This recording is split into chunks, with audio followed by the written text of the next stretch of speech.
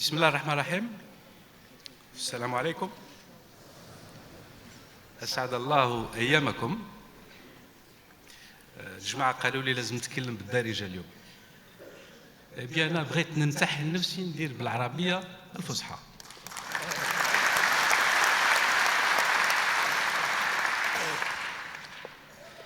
أمس خير في اللون، الزول في اللون، تنمير تنقرن الحضور النون أس. سيداتي الفضليات، سادتي الأفاضل، الشكر لكم على حضوركم وعلى تقديركم، متمنيا أن لا تضاق أو يطال الأمر عبر هذه الساعات التي سوف نعيشها اليوم معا.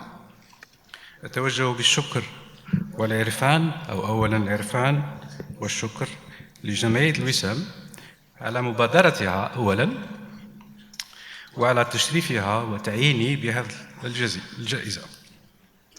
هذه الساعات التي سوف نعيشها معا حرص على تحضيرها منذ 6 أشهر فريق رائع شاب على رأسه السيد محمد بهماني راعي، وتحت قيادة الدكتور بابا عمي، والحقيقة يستحقون التقدير والشكر مرة أخرى. أتشرف بهذا التعيين وبجائزة الوسام العالم الجزائري، التي في الحقيقة كنت في أول الأمر مترددا نوعا ما لاستقبالها. كنت مترددا لأني لا أعتبر نفسي بأني عالما، لكن بأتم معنى الكلمة، وبحيث أن هناك ربما في داخل الوطن أو في خارج الوطن جزائريات وجزائريون يتمتعون بكفاءات علمية أكبر، وربما يستحقون أقبل مني أو أكبر مني. مرت الأيام في شهر رمضان الفارط، واتصل بي مرة أخرى الفريق، وأنا كنت قلت خلاص نساوني الحمد لله، رجعوا بعد شهرين، فتكلمنا، فهمنا مواقفنا بعضنا البعض، وغيرت أمري عندما دركت أن التشريف في ثقافتنا الجزائرية لا يرجع. فعكس الهدية، التشريف والتكريم في الوطن الأم خاصة معناها تعيين بمهمة اجتماعية قوية وعميقة المعنى لا فرار منها.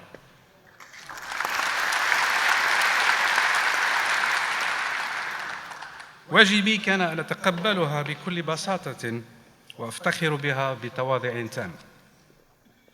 في مبادرة جمعية الوسام الجزائرية التي نحييها مرة أخرى عدة أركان مهمة تستحق التشجيع، أذكر منها 2 فقط بدون تقصير في الباقي. أولها إعطاء إشارات تفاؤل للشباب الجزائري الذي اليوم ركبت فيه عقدة عميقة مما قال الأخ على الأول أن هناك تخليط في المفاهيم. وثانيها العمل لتقريب الوطن الأم من جاليتها في الخارج، والتاريخ يشهد بأن الجالية الجزائرية في الخارج عملت لفائدة الوطن منذ حوالي قرن، وواجبنا اليوم أن لا نقطع هذا العرق المهم والمميز خاصة الجزائر.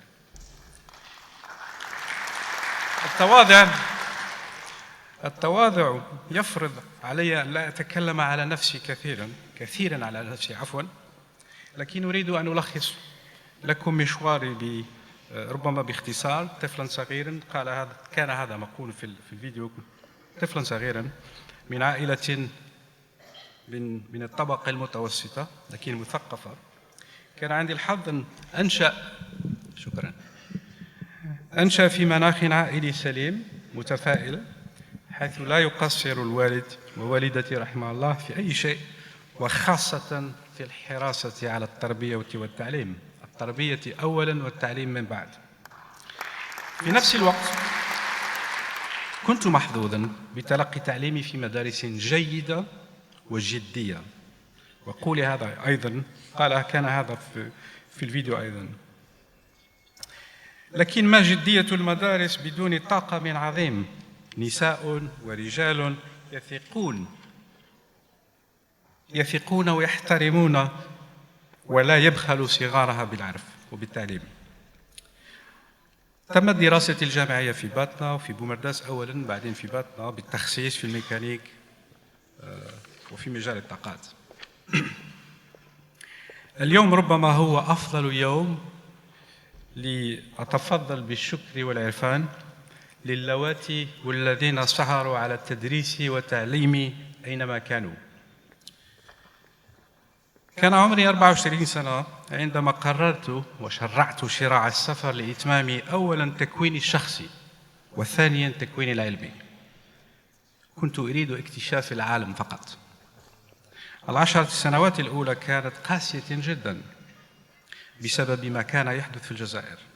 أتاحت لي فرص عديدة أخرى لتكميل المسار في جامعات في دول متعددة في أوروبا.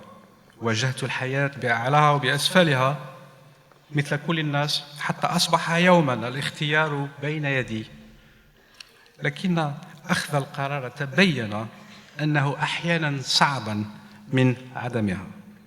اختصاصي العلمي فيه شيء ممتع ومميز، وهو إمكانية تطبيقه في العديد من الميادين الهندسية، وهذا هو ربما التلخيص الحقيقي لمساري العلمي. أنا لست عالماً، لكن لا أحب الاستقرار ولا أحب الجمود، وأمتحن نفسي كل يوم.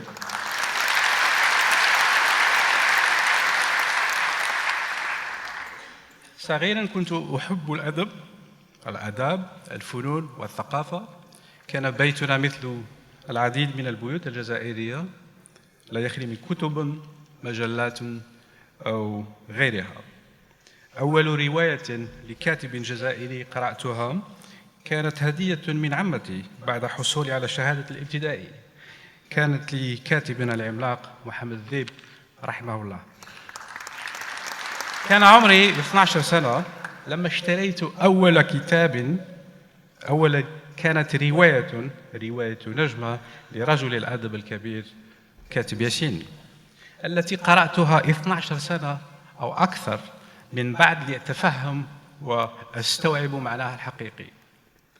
قراءاتي للروائيين وحتى الصحفيين الجزائريين ساعدني على تكوين شخصيتي، ومن ثم ساعدني على مواجهة أمواج ثقافية جديدة التي اندمجتها بسهولة لتكوين الذات. بعد 28 سنة في المهجر، في بلدان المهجر المتفوقة بعلمها، متفوقة في كل شيء، لكن متفوقة بحريتها وبديمقراطيتها. فما هو حصادي؟ والآن أود أن أتكلم أكثر مع الشباب لأعطيهم ما أظن بأنه الشيء الذي إنسان في مكاني يجب أن يقوله. فما هو حصادي؟ حصادي يتكون من مفردات، مصطلحات ربما مبعثرة، لكن يجب أن تكون وتعمل كلها في طريق واحد، وهو طريق الانطلاق، طريق الحضارة. يبدأ بالحرية، العلم والمعرفة، الثقافة والفن، الأخلاق والاحترام، الثبات والنظام، السخاء والكرم، الإنسانية وحقوق الإنسان وحقوق المرأة، الإبداع، حرية الإبداع، وحتى حرية اختراق الحواجز. هذا هو ملخص حصادي بعد 28 سنة. بكل احترام وتقدير للواتي والذين يحاولون تغيير الأمور إلى ما أحسنه، أنا لا أظن ثانية واحدة أن هنالك مجال للمعجزات في هذا القرن. من ضمن النقط التي ذكرتها الآن التقدم والازدهار وتحقيق المساواة الاجتماعية يبدأ عندما تكون على الأقل 50% منها متوفرة. إذا نريد المعجزات فلنقول العلم فقط سوف يأخذنا إلى التقدم، فهذا خطأ.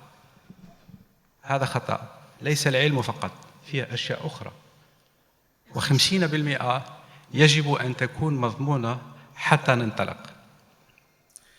في نقطة أخرى وهي نقطة الاطمئنان الإنساني. ربما الاطمئنان النفسي ناقص عندنا، ناقص من الجهة السياسية، ناقص من حتى الجهة الدينية، وناقص حتى من جهة الهوية الثقافية والتاريخية للجزائر.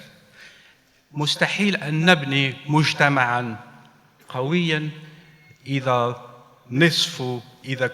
الشباب يسمع صباحاً ومساءً أخبار تتغير في الصباح وتتبدل في الغد، ولا يعرف الحقيقة من الخرافة. أنا لا أغامر بمعرفتي السطحية في مجالات لها علمائها بمحاولات عشوائية، لكن واجبي كحامل الوسام من اليوم ومفكر حر الضمير شاهد على عصره على أمور بلاده أن أعطي نظري بشجاعة وانضباط. لسنا مطمئنين من الجانب السياسي طالما نحن في حالة قبل الطلاق بين السلطة والشعب.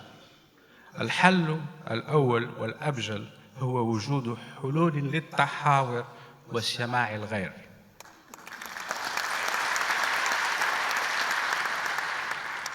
لسنا مطمئنين من الجانب الديني أيضا، وعشريتنا السوداء هي أحسن دليل. النية كانت صالحة وصافية بالاعتقاد أن الدين وحده يستطيع تكوين مجتمع محترم بأخلاق ومذهب. أنا لا أريد بمعرفتي كما قلت السطحية أن أحلل هذا الأمر، لكن أتركه لخبرائه. لكن مسألة الذهاب أو الانطلاق من نقطة ألف للوصول إلى نقطة باء، أو نقطة باء إلى وصول إلى نقطة ألف، يجب أن تفسر. أخيراً، لسنا مطمئنين حتى من جهة هويتنا وتاريخنا. تاريخ الجزائر ليس معقداً بل غنياً. شمال إفريقيا له أصوله التي لا يجب نمحيها كما حاولت الاستعمارات المتتالية. وإذا الأمر اليوم أن شباب الجزائر يريد تقديراً ونظرة أخرى لأصالته فلنستمع له ونرافقه. الجزائر غنية بتعدد ثقافاتها وليس بمحروقاتها، وليس حتى بشمسها ولا حتى بجبالها.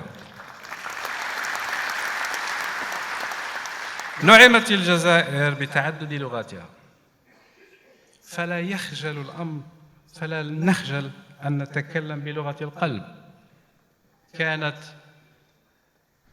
شوية، كانت قبائلية، كانت ترجية، كانت دارجية، أي شيء، لا نخجل أن نتكلم بلغة القلب.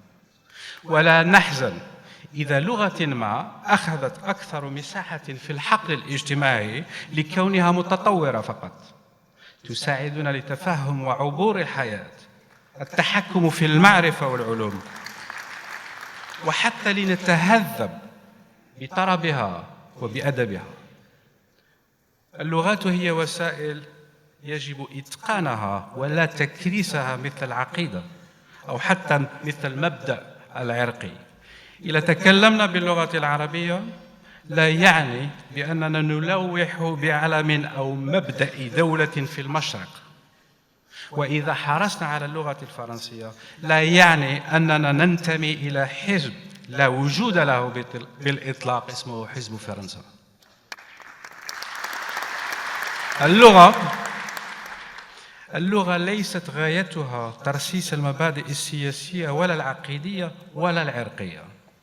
اللغة العربية لغة أدونيس، لغة محمود درويش، ليست ولا يجب أن تكون محرك التطرف أيا كان.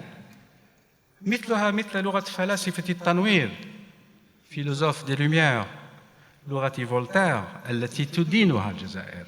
فنتكلم مع أطبائنا كلهم أي لغة يستعملونها في المستشفيات وفي مخابر. الذين إذا تكلمنا باللغة شكسبير، بول أوستر، فلا نعني أننا أصبحنا من أهل الإمبريالية. في عصرنا السريع والمتطلب والملزم، أين كل شيء بسعره، بقيت وسوف تبقى اللغات بدون حواجز وبدون جواز سفر باطلة لا تباع بل تكتسب من طرف الأذكياء.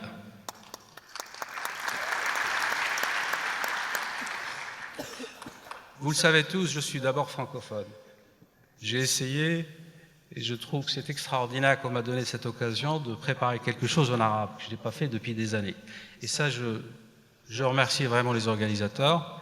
Mais j'aimerais quand même dire des choses dans la langue que je pratique presque pas tous les jours et que les Algériens comprennent, que nous comprenons tous.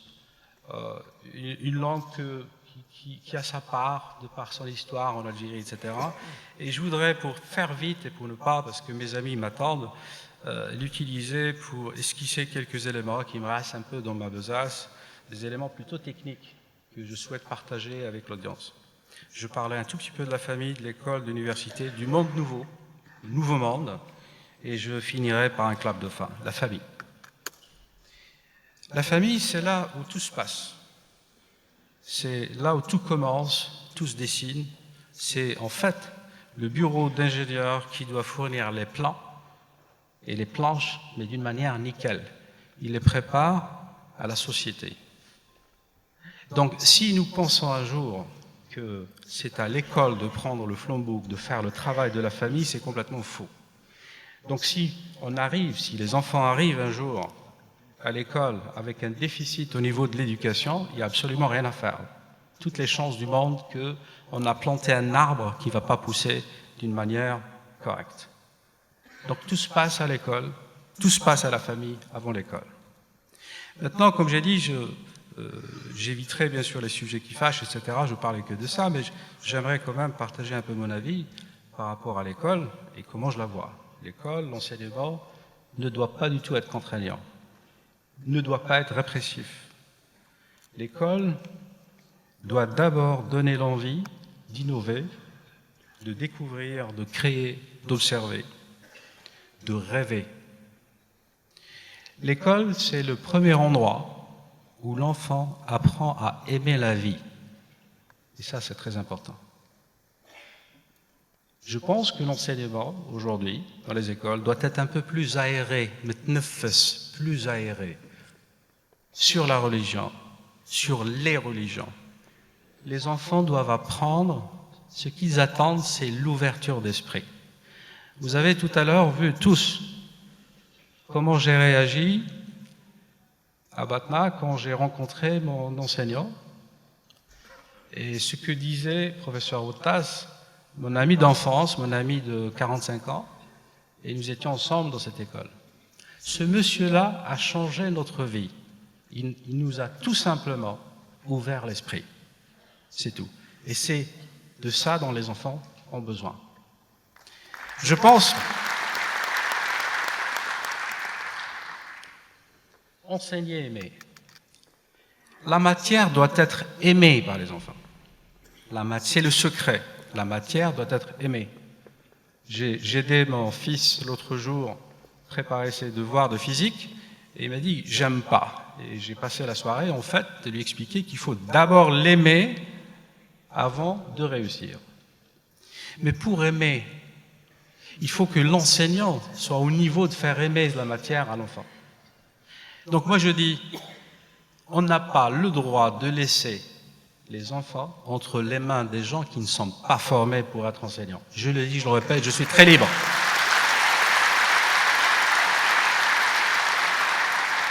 Je suis libre d'esprit, je le dis, parce que ça, je le dois à tout le monde, je le dois aux enfants, et c'est tout ce que je peux donner à l'Algérie. Et ça, je le dis et je le répète, parce que c'est de là que nos problèmes sont partis. Il y a d'autres choses. Je regarde, et mon expérience, un peu partout dans tous ces pays-là, mais comment ça se passe au niveau des écoles? L'école, c'est là où les enfants apprennent à lire. Si nous espérons que les enfants vont lire quand ils ont 18 ans, il faut l'oublier. Les enfants ont besoin de lire. À l'école primaire, c'est là où ça se commence, c'est pas plus tard. Les enfants ont besoin de savoir ce que c'est que le théâtre, et c'est à l'école primaire. J'avais dit dans le reportage qu'ils ont coupé, mais en fait, j'ai découvert le cinéma à l'école à Batna. Un 16 mm en noir et blanc, en 1971-1972. Et je l'ai découvert plus tard. J'ai découvert le véritable cinéma.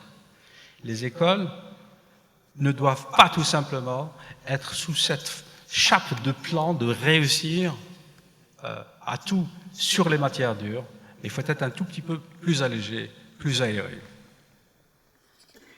La musique, le sport, l'ouverture d'esprit en général.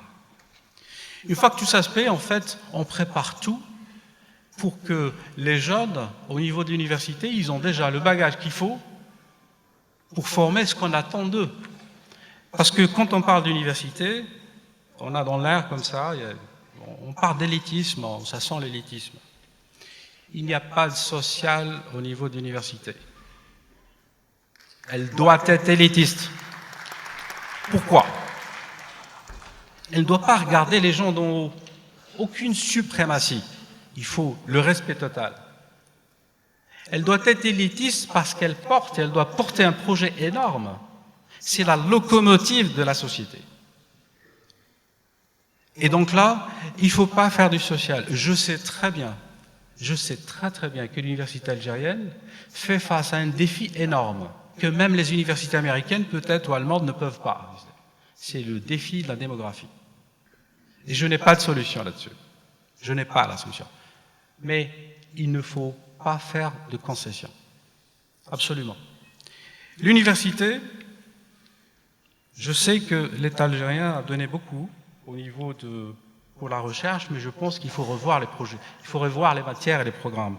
Pourquoi? Parce que le monde change tellement, d'une manière très rapide, que rester assis sur un programme qu'on a hérité de coopérants qui venaient des pays de l'Est depuis 20-30 ans ne nous sert absolument à rien. Le monde change, on parle un autre langage aujourd'hui, on parle une autre langue. Il est inconcevable, et je le dis en toute honnêteté aujourd'hui, devant vous, et vous savez tous que j'ai commencé à parler en arabe, puis en français. Je vais vous dire, la langue qu'on parle aujourd'hui s'appelle l'anglais. Il est impensable aujourd'hui. Et je demande à tous mes amis francophones et arabophones et berberophones, et tout ce que vous voulez, qu'on sort un peu de notre zone de confort. On est tranquille.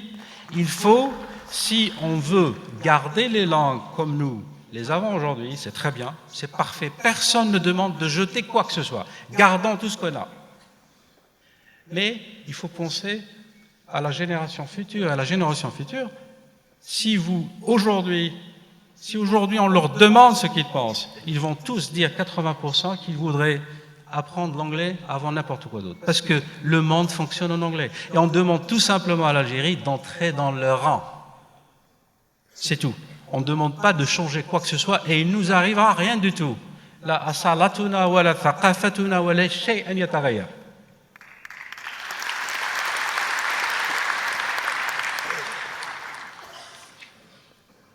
Le nouveau monde.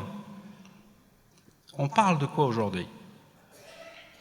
On parle de artificial intelligence, digital clone, big data, Internet of Things, IoT, digitalization. C'est des mots barbares qui sortent. C'est la nouvelle économie. C'est tout ce qui sort, c'est tout ce qui tourne autour des sciences de l'information, de la digitalisation, de l'informatisation de la société de A à Z. Nous faisons absolument tout sur un simple téléphone portable. Où en sommes-nous? Parce qu'il y a toute une économie qui dépend et qui fonctionne sur la base de ces nouvelles technologies. Les anciennes technologies, c'est fini. L'industrie d'autres, c'est fini.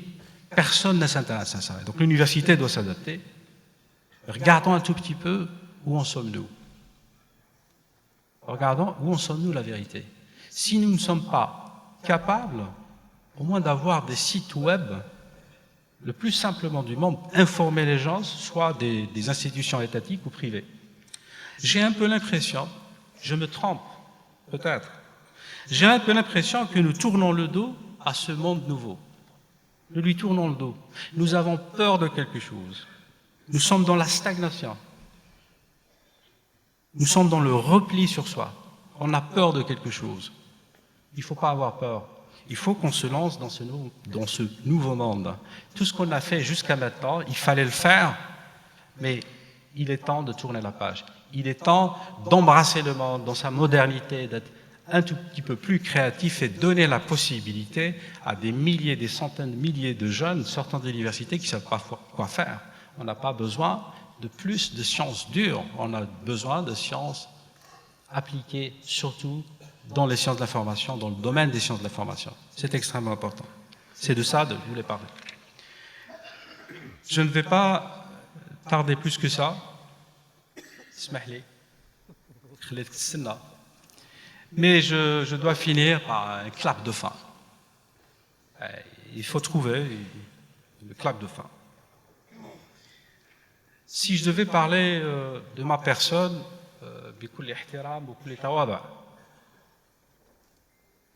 je dirais que tout ce que peut-être j'ai fait, ou j'aurais à faire, Inch'Allah, d'après Namdahia, est dérisoire. Mais il était nécessaire de le faire. Ça, c'est pour moi. C'est dérisoire tout ce qu'on fait, tout ce qu'on fera. Mais il est nécessaire de le faire. Si maintenant j'essaierais de mettre un tout petit peu une phrase sur un peu comment je vois le monde, suivant mon parcours, je vois mon pays, je vois mes amis, ma famille, je vois mon pays, je vois le reste, où je vis, où je mange. Qu'est-ce qui s'est passé? Qu'est-ce qui peut-être va se passer? Comment les choses se déroulent? Qu'est-ce que je dirais? Chacun de nous se souvient peut-être d'une phrase phare qu'il a lue, qu'il a héritée, qu'il a entendue. J'ai cherché, je voulais même créer une phrase, mais après je me suis rappelé, quelqu'un, un brillant philosophe anglais il y a 200 ans, qui a dit la chose suivante. Il faut traverser la vie avec intelligence, mais pas avec la peur. يجب عبور الحياة بذكاء ولا بخوف.